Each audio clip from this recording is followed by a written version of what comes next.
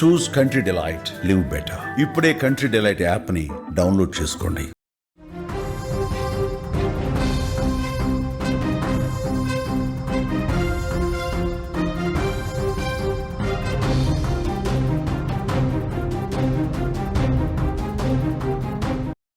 KPHB కాలనీలో దొంగలు బీభత్సం సృష్టించారు. డోర్ లాక్ను పగలగొట్టి ఇంట్లోకి వెళ్లారు దొంగలు. వృద్ధ దంపతులను కొట్టి భయపెట్టి దోపిడీ చేశారు. 20 తులాల బంగారం అలాగే 3 లక్షల రూపాయల నగదును అయితే చోరీ చేసినట్లుగా మనకి సమాచారం అందుతోంది. పక్కింట్లో దోపిడీకి విఫలయత్నం అయింది. ఇంట్లో వాళ్ళు అరవడంతో ఆ దొంగలు పారిపోయినట్లుగా కూడా మనకి తెలుస్తోంది. హైదరాబాద్ లో ఈ మధ్య దొంగలు రెచ్చిపోతున్నారు. ఈజీ మనీ సంపాదించడానికి దొంగలు చోరీలకు పాల్పడుతూ ప్రజలను భయభ్రాంతులకు గురి చేస్తున్నారు. సోమవారం అర్ధరాత్రి నుంచి మంగళవారం ఉదయం వరకు అంతర్రాష్ట్ర ముఠాలు స్వైరవిహారం చేస్తున్నారు.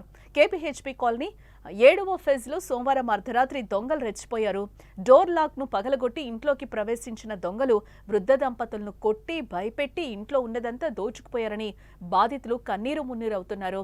పోలీసులు తెలిపిన వివరాల ప్రకారం మనం చూస్తే కేపీహెచ్బీ కాలనీ 7వ ఫేజ్ లోని MIG 11లో రిటైర్డ్ తహసీల్దార్ నాగేశ్వరరావు అలాగే అతని భార్య సరస్వతి ఉంటున్నారు.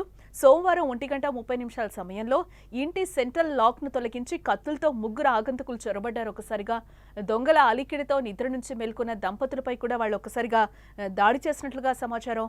వారిని బంధించి నోట్లో గుడ్డలు కుక్కి అరవకుండా చేశారు. కత్తులతో బెదిరిస్తూ బీరువా తాళాలు తెరిచి ఇంట్లో ఉన్న సుమారు 30 తులాలకు పైగా బంగారం అలాగే 70 తులాల వెండి ఆభరణాలు అలాగే 3.5 లక్షల నగదును దోచుకోవడమే కాక సరస్వతి చేతికున్న బంగారు గాజులను కూడా లాక్కొని పారిపోయినట్లుగా తెలుస్తోంది. దొంగల దాడిలో నాగేశ్వరరావు సరస్వతి దంపతులకు తీవ్ర గాయాలన్నట్లుగా కూడా మనకి తెలుస్తోంది.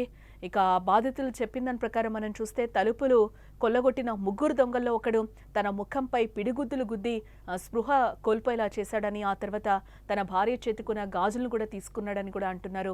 కత్తులతో బెదిరించి ఇద్దరు దొంగలు 2 గదుల్లో ఉన్న బీరువాలను తెరిచి ఉన్నదంతా ఊడ్చుకెళ్లిపోయారని కూడా బాధితులు ఆవేదన వ్యక్తం చేస్తున్నారు.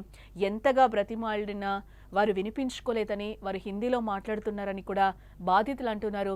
దుండగులు పక్కనే ఉన్న MIG 13లోనూ చోరీకి విఫలయత్నం చేసినట్లుగా తెలుస్తోంది. కానీ ఆ ఇంట్లో వాళ్ళు గట్టిగా అరవడంతో అక్కడి నుంచి పారిపోయారు. విషయం తెలుసుకున్న పోలీసులు ప్రస్తుతం సంఘటనా స్థలానికి చేరుకుని పంచనామా చేశారు. డాగ్ స్క్వాడ్తో తనిఖీలు అయితే చేశారు. దంపతుల ఫిర్యాదు మేరకు కేసు నమోదు చేశామని కూడా అంటున్నారు పోలీసులు. దొంగల ఆచూకీ కోసం 4 టీంలు గాలిస్తున్నట్లుగా అయితే మనకి సమాచారం అందుతోంది.